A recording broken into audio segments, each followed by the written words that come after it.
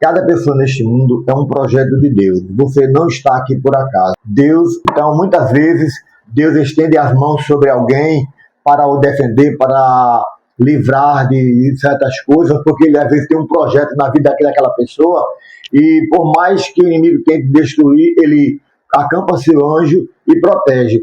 Durante toda a minha vida, 63 anos de vida, eu tenho visto isso na vida de muitas pessoas, acontecer milagres, como a gente muitas vezes vê alguém que pega uma doença que é designada pelos médicos, e já nas últimas instâncias, Deus reverte o caso e a pessoa volta a ter uma vida normal. Deus sabe quem é você, Deus lhe projetou para que você e eu fôssemos uma bênção nas suas mãos, mas a nossa falta de fé e insegurança faz com que a gente perca as esperanças e tente tomar os nossos próprios caminhos. E nessa caminhada que a gente faz, a gente leva muito revés na vida, como a Bíblia diz: há caminho que o homem parece direito, mas o seu fim é caminho de morte. Então, quando o homem sai dos projetos de Deus, ele sofre as consequências, toma caminhos diferentes e muitas vezes depois começa a lamentar pelas coisas que deu errado na sua vida, mas que na realidade foi uma escolha dele. Eu irei começar a relatar alguns fatos que aconteceram na minha vida. Me sinto privilegiado por Deus, por Ele ter usado de misericórdia na minha vida e ter me escolhido para passar por todas essas situações desde a minha infância, quando morava em São Paulo. Eu sou filho de Apoliônio Ferreira Nobre, de Cleomir Santo Nobre. Nasci em São Paulo em 1963 e 2 a 3 anos depois de idade eu tive uma doença que fui desenganado pelos médicos, levado para casa para morrer, porque não tinha mais jeito. A equipe médica me desenganou e me mandaram para casa. E eu fiquei em casa numa situação em que não fechava mais os olhos, não fechava a boca, eu estava completamente cadavérico, só esperando a hora de morrer. Meu pai trabalhava numa fábrica com um senhor que praticava essas religiões de secretismo, e ele disse: eu levo ele lá para minha casa, faço um trabalho e ele vai ficar curado. E meu pai disse: já vai morrer mesmo? Então falou com a minha mãe não aceitou e discutiram, e aquele homem foi até a minha casa falar com minha mãe. E minha mãe disse: olha, faz o seguinte, vem aqui tal dia, se ele ainda tiver do mesmo jeito, você leva. E ele foi embora certo para voltar nesse dia, e a partir daquele momento minha mãe dobrou o joelho e disse: Deus, ou cura ele ou leva, mas não permita que aconteça isso na vida dele. E a partir daquela noite eu comecei a me alimentar, comecei a me recuperar, e quando o homem voltou eu já estava bem melhor. Ele ficou muito revoltado, jogou um bocado de maldição e foi embora. Mas dali para frente eu me restaurei e estou aqui hoje com 63 anos de vida. E passando alguns anos, aí começou a acontecer várias coisas na minha vida, até os dias atuais. São aproximadamente uns 40 livramentos de morte, entre livramentos grandes e livramentos pequenos, mas que todos eles, em muitos casos que aconteceu com muitas pessoas, ou morreu ou deixou sequelas, mas Deus usou de misericórdia e me livrou de todos eles. E através de vários vídeos eu vou começar a relatar o que Deus fez na minha vida. A gente nesta vida passa por momentos de tristeza, momentos de angústia, momentos de ganhos e momentos de percas. E eu vou tentar resumir todos esses acontecimentos em alguns vídeos para relatar para as pessoas, principalmente pessoas evangélicas, pessoas que muitas vezes estão desenganadas, estão passando por dificuldade, momentos difíceis na vida, e às vezes quer perder as esperanças. Então esse vídeo é para que você possa se sentir motivado e acreditar que ainda há esperança, que há um Deus que cuida de nós, dependendo da nossa fé. Se no momento de dificuldade você colocar a sua fé em prática, Deus vai lhe atender. Sabemos que estamos nesta vida para passar um período e a gente vai embora. Querendo ou não, vai chegar a época de morrer. Cada um tem o seu período de morrer, mas tem alguns que procuram aí antes do tempo, faz trela, faz coisas, outros demoram mais porque estão na presença de Deus. Então a gente não sabe o dia que a gente vai, a gente precisa estar preparado para isso. Mas Deus, por ser filho de misericórdia, Ele fez isso na minha vida, e hoje eu tenho uma experiência com Deus e um testemunho de vida para contar para as pessoas. Algumas vezes eu visito pessoas enfermas, e quando eu começo a falar o que Deus fez na minha vida, a gente percebe que a fé daquela pessoa é reanimada, é reavivada, sabendo que é um Deus que cuida de nós. Passando-se alguns anos, a gente veio para a Paraíba no ano de 1969 e meu pai foi morar nas fazendas.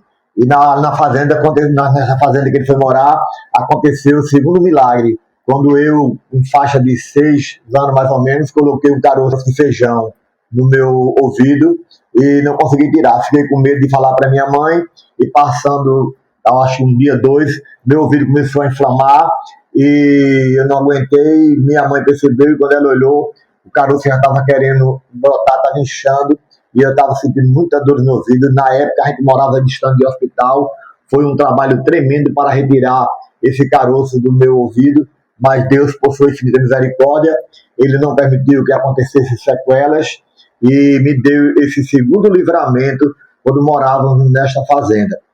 Depois dessa fazenda, nós fomos morar em outra fazenda. Nesta outra fazenda, era um período de seca, já era mais ou menos 1971 para 72, era um período de muita seca, de muita necessidade, e a gente não passou muita fome, porque meu pai trabalhava na construção da ponte que ficava sobre o Rio Caiçara, na BR-472, em Pombal, e a fazenda que ele morava era perto dessa ponte.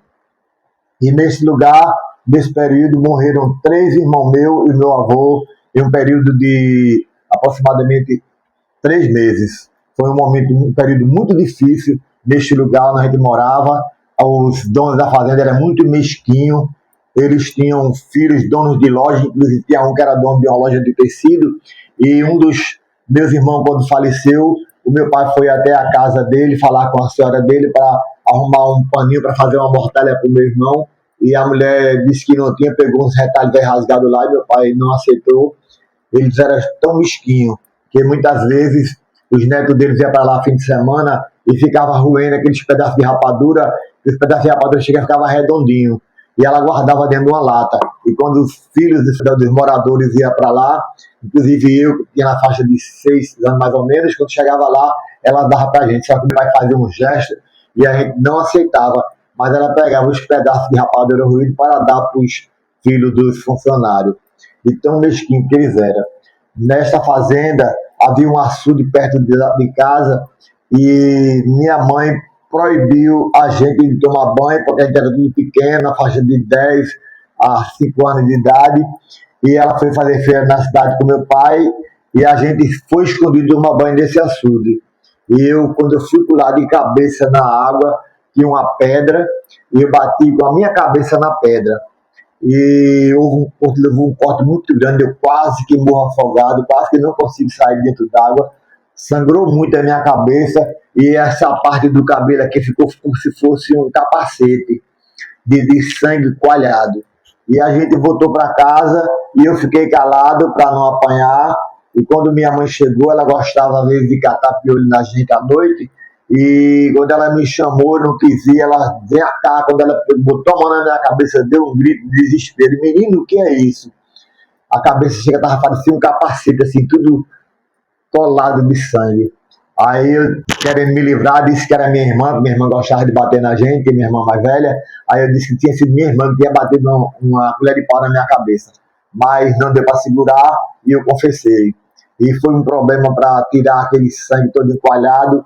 Foi um corte profundo, e se fosse na cidade hoje, levaria ponte, ficaria internado, mas no interior era um período de muita fome, de muita pobreza, e lá mesmo eu me recuperei.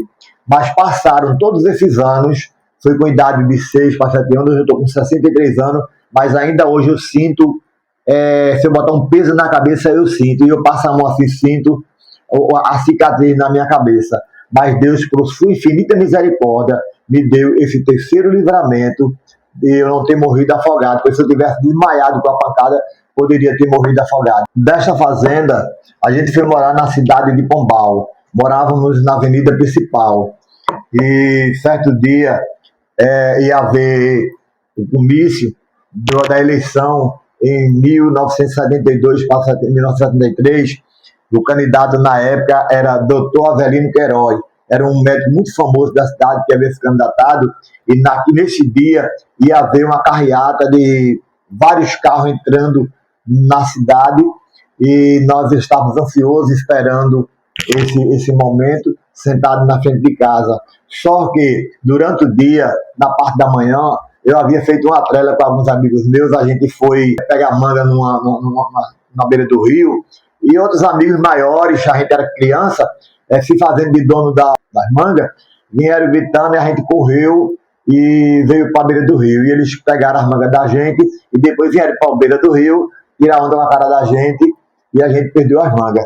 E esse negócio todo, minha tia viu, ela estava lavando roupa na beira do rio e viu. E quando foi à noite, a gente animado, esperando o momento, 6 horas da noite, esperando os carros chegar na cidade, minha tia chegou lá em casa e contou para meu pai. E meu pai me chamou, me levou lá para o quarto, me botou na cama, botou o pé no meu pescoço e o meu nariz e a minha boca ficou presa no colchão. E ele pegou o cinturão e começou a me bater. E eu não estava conseguindo respirar. E meu pai, quando batia, ele batia até matar à vontade. E minha mãe, percebendo, ela deu um empurrão nele e ele se descontrolou e eu consegui virar a minha cabeça para respirar. Ela não podia impedir da gente apanhar, mas aquele instinto de mãe, ela conseguiu fazer com que eu virasse a cabeça e respirasse. Foi uma coisa muito grande. Ele, quando batia na gente, muitas vezes não tinha limite. Uma mínima coisa era uma pisa, como se a gente tivesse feito uma coisa tremenda. E nesse dia, pela quantidade de tempo que eu apanhei, se ela não tivesse me empurrado ele para eu respirar, provavelmente eu teria ficado com sequelas. E fiquei de castigo, trancado no quarto depois da pisa, e perdi de ver esse grande desfile. Eu me lembro que uma das musicazinhas da campanha era show, show, show, show, casaca de couro, Avelina era um estouro, bolinha feito de ouro. Então a gente se lembra de alguns detalhes dessas coisas, mesmo criança, mas esse foi o quarto livramento que Deus me deu, mais uma vez, de eu ter ficado com sequelas por não ter conseguido respirar por tanto tempo. Nesta mesma casa que a gente morava, havia um quarto que não era usado e havia aquele bocal da lâmpada. E tiraram o bocal e ficou os 2 fios pendurados. E a gente tinha morado na fazenda há alguns tempos e não tinha muita noção de choque, em vez de São Paulo Novo, não tinha noção de choque. E a gente começou a brincar de levar choque. E pegamos uma roçadeira e a gente colocava a roçadeira no fio que a gente não passava, que era pequeno, e colocava o dedo no ferro para levar choque. E minha mãe veio naquela zoada, a gente discutindo quem é que ia, quem é que não ia, e ela foi verificar. Quando ela abriu a porta do quarto, a gente estava brincando de levar choque, descalço, levava cada cipuada e achando engraçado aquilo. E ela entrou em desespero, gritou, reclamou com a gente, explicou o risco que a gente estava correndo, e por milagre de Deus, nenhum da gente foi eletrocutado de verdade por proteção divina. Nesta mesma casa, em um período de noite, a gente se escondia dentro do mato, era uma avenida principal, passavam muitos carros. Na época era Fusca, Brasília, Kombi, aquelas caminhonetas antigas, veraneio. Então aqueles carros passando e a gente ficava jogando pedra nos carros. E uma das pessoas que vinha em um Fusca branco, ele parou e apontou para o lado da mata, não sei se ele deu um tiro, foi 2 tiros na direção da gente, e por um milagre de Deus, os tiros não pegou na gente. Mais uma vez, Deus nos livrou. Esse foi meu 5º livramento como criança que Deus me concedeu. Em outra ocasião, nós estávamos brincando numa rede, eu e mais 3 irmãos, e eu era o menor. E a gente balançando os 4 na rede. E o maior pulou, aí depois a minha irmã pulou, e depois a outra irmã, que era encostada a mim, pulou. E quando chegou a vez de eu pular, quando eu pulei, sobrei e caí deitado no chão, levei uma pancada muito forte na costela, passei, como eu sempre digo, na época a gente não tinha médico, umas vezes morava em fazenda, e nessa vez a gente estava morando numa fazenda, e eu levei uma pancada muito forte na costela, que uma das costelas ficou levantada assim, aquele calombo. E minha mãe fez algumas compressas, botou algumas folhas de mata, aquela coisa toda. Não cheguei para o hospital, mas passei alguns anos sentindo dores na costela e cheguei a passar mais de 30 anos. Quando eu levantava o braço, ficava aquele mondrongo na costela. Com o tempo, ele foi desaparecendo e hoje não aparece mais. Mas foi outro grande livramento, porque poderia furado algum órgão dentro do corpo e ter causado um transtorno maior. Mas Deus, por misericórdia, mais uma vez me livrou desta situação. Irei relatar agora meu 8º milagre que Deus me livrou. Morávamos nessa mesma cidade, na avenida, havia a construção da BR-472, que era onde meu pai trabalhava, naquela ponte, e na saída da cidade estavam fazendo a construção da BR. E tinha as caçambas, que chamavam de uma empresa que chamava Moviterra, e esses caçambeiros andavam com alta velocidade. E um dia, eu com 8 a 9 anos, alguns coleguinhas, a gente ficava pegando bigu na traseira das caçambas. E eu peguei bigu na traseira de uma caçamba, ela estava levezinha no centro da cidade, e quando ela foi saindo da cidade, ela aumentou a velocidade. E eu, desesperado, esperando que ele diminuísse, ele não diminuiu, não teve nenhum obstáculo, e eu decidi pular. E a caçamba já estava com uma velocidade bem avançada. E eu caí naquelas terras da pista que estavam fazendo, e saí rolando pelo chão, arranhei o corpo todo, arranhei a cara, e fui para casa chorando, todo arranhado, todo cheio de corte. E quando eu cheguei em casa, alguém chegou e disse para minha mãe, estava pegando bigo nas caçambas. E quando meu pai chegou, me deu uma pisa daquela caprichada, minha mãe me deu um banho de água de sal, e eu passei um bom período com o corpo todo arranhado, todo cortado, inflamado, mas escapei, não quebrou perna, não quebrou braço. Foi esse o 8º milagre que Deus fez na minha vida como criança. Em 1972, nós fomos morar numa cidade chamada Souza, na Paraíba. E nesta cidade havia uma ponte de trem, e a gente morava na bifurcação entre a linha que ia para o Ceará e a linha que ia para o Rio Grande do Norte. E nessa parte que ia para o Rio Grande do Norte tinha um rio chamado Rio dos Peixes. E quando o rio estava cheio, a gente subia na ponte e ficava pulando na água. E algumas vezes a gente ficava em cima da ponte, esperando o trem se aproximar. Quando o trem chegava bem pertinho, mais desesperado, apitando, a gente pulava na água. Não havia espaço na ponte para pessoas quando o trem estava passando. Aí a gente pulava na água. Era a altura mais ou menos de 6 a 7 metros de altura a ponte.